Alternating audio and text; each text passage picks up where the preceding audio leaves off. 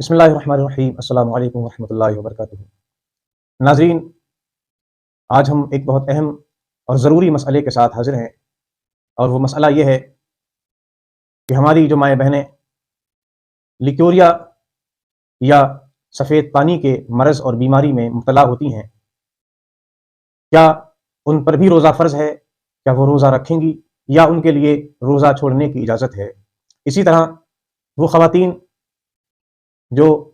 استحاضہ کے مرض میں مبتلا ہیں، جنہیں اوور بلیڈنگ ہوتی ہے، یا اکثر 3 روز سے کم یا 10 روز سے زیادہ بلیڈنگ ہوتی ہے، یا بلیڈنگ کے بعد تھوڑے سے پیریڈ کے بعد پھر بلیڈنگ ہونے لگتی ہے، جو اقل الطہر ہے، باقی کا کم سے کم پیریڈ ہے 15 روز کا، وہ پیریڈ گزرنے سے پہلے ہی دوبارہ بلیڈنگ ہونے لگتی ہے، ماہواری شروع ہو جاتی ہے، خون آنے لگتا ہے۔ کیا ایسی خواتین پر روزہ فرض ہے؟ کیا ایسی خواتین بھی روزہ رکھیں گی؟ ناظرین، اس مسئلے میں شریعت مطہرہ کا حکم یہ ہے کہ حیض و نفاس میں تو خواتین کو روزہ اور نماز نہیں ادا کرنا، بلکہ نماز تو دوبارہ بھی نہیں پڑھنی، لیکن روزوں کی البتہ قضا دوسرے ایام میں ادا کی جائے گی۔ لیکن جو بلڈ اور جو خون 3 روز سے کم آئے یا 10 روز سے اوپر آئے، تو وہ خون حیض اور ماہواری کا شمار نہیں کیا جاتا، بلکہ اس خون کو بیماری کا خون کہا جاتا ہے، جسے استحاضہ کہتے ہیں، یا فالتو خون کہہ سکتے ہیں، بیماری کا خون کہہ سکتے ہیں۔ ایسی صورتحال میں اسے ماہواری نہیں کہا جائے گا، لہٰذا جب وہ ماہواری نہ ہوئی تو اس کی بنیاد پر نہ تو روزہ رکھنا حرام ہوگا اور نہ نماز پڑھنا حرام ہوگی۔ ایسا آدمی مریض کہلائے گا، اور بدستور نماز کی بھی فرضیت اس پر ہوگی اور روزے بھی اس پر فرض اور لازم ہوں گے۔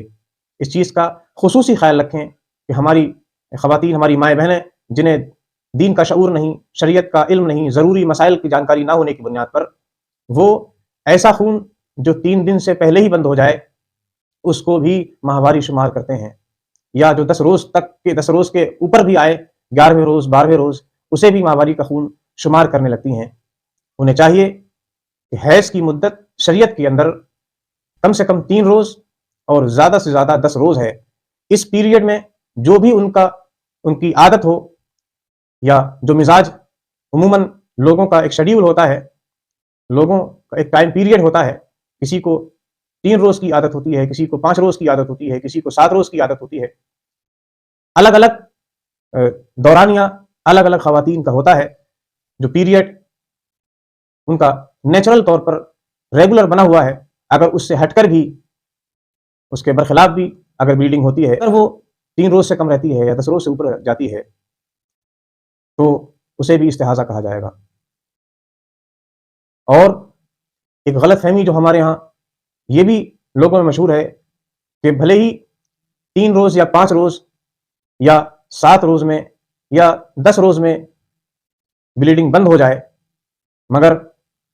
ہمارے ہاں عموماً رواج یہ ہے کہ 3 روز میں بھی اگر بلیڈنگ بند ہو گئی یا 5 روز میں بلیڈنگ بند ہو گئی، تو وہ کچھ خواتین 7 روز مکمل کرتی ہیں اور ایسا سمجھتی ہیں بلیڈنگ اگرچہ بند ہو گئی ہے، لیکن وہ جو باقی کے ایام ہیں 7 روز تک انہیں بھی ایام حیض اور ماہواری کے دن شمار کرتی ہیں۔ یہ سراسر غلط فہمی ہے، دین سے دوری اور لا علمی ہے۔ انہیں فوراً اپنی اس حرکت سے باز آنا چاہیے، اور اگر غلطی سے اس طرح کر کے نمازیں چھوڑی ہیں یا روزے چھوڑے ہیں تو ان کا اعادہ ان پر لازم ہے۔ اسی طرح وہ مائیں بہنیں جو بچوں کو جنم دیتی ہیں، ڈلیوری کے بعد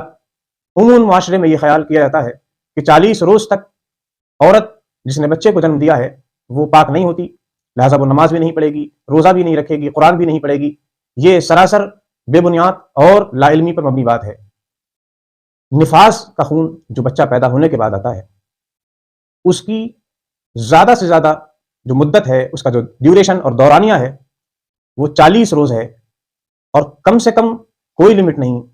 اگر 1 روز میں بلیڈنگ بند ہو جائے تو وہ دوسرے روز پاک مانی جائے گی۔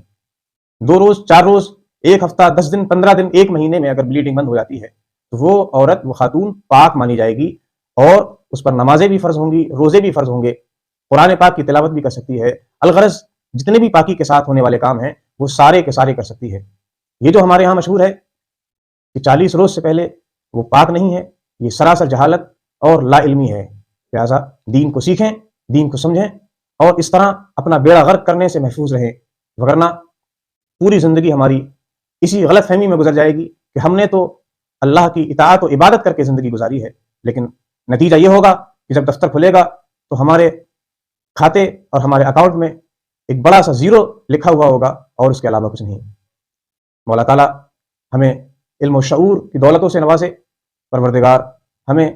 شریعت و سنت کو سیکھنے کی اور دین سے دلچسپی کی توفیق فرمائے۔ آمین بجاہ سید المرسلین وما علینا الا البلاغ المبین۔ السلام علیکم ورحمۃ اللہ وبرکاتہ۔